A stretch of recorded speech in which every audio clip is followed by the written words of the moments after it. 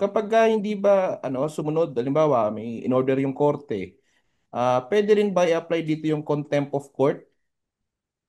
Tama ka dyan, no? Nakalagay sa Rule 7 ng ating impeachment rules na the presiding officer and the court itself can actually um, cite anyone in contempt na in disrespect of the court. However, hindi yata iyon yung hindi strict application ang gusto ni presiding officer ng mga um, nung mga provision doon sa rules ng impeachment, especially regarding sa uh, a public and open discussion of the matters na nangyayari before the impeachment. Kaya hindi niya rin inimplement yung Rule 18 na may gag order dapat lahat ng mga senator judges at saka yung mga prosecutors and lawyers regarding the merits of the case. Sa usual na judicial proceeding, hindi pwedeng magsalita kaming mga litigants, no? Kasi sub judice yon, pero hindi yon yung policy ni presiding officer because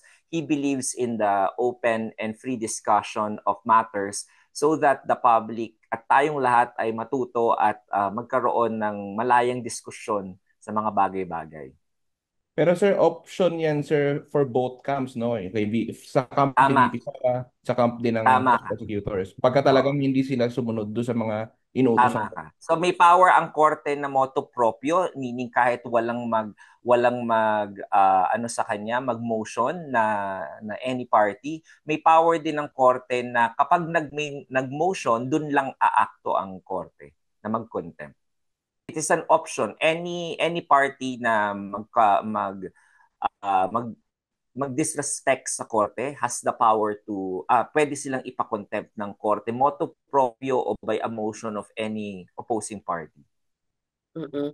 And nag-uumpisa na yung utos na yon dito sa compliance na hinihingi sa House. Tama ba, sir? Yes, tama ka kasi that is an official order by the Senate Impeachment Court on the House. However, kailangan rin natin i-balance yung interest. Kaya nga nag-issue ng ganyan ng impeachment court para hindi magkaroon ng constitutional crisis in case na umabot sa or gumalaw ang impeachment court tapos may lumabas na Supreme Court decision on the petition. Para to prevent that from happening, ang ginawa na lang is for the impeachment court to do its due diligence at ibinalik yun sa House. At I think hindi rin balak naman ng impeachment court na contempt yung any person sa House dahil na rin, ayaw na rin naman natin makaaway naman yung House in terms of this matter. That's why the impeachment court is doing all its power para hindi magkaroon ng ganong mga banggaan o constitutional crisis na tinatawag.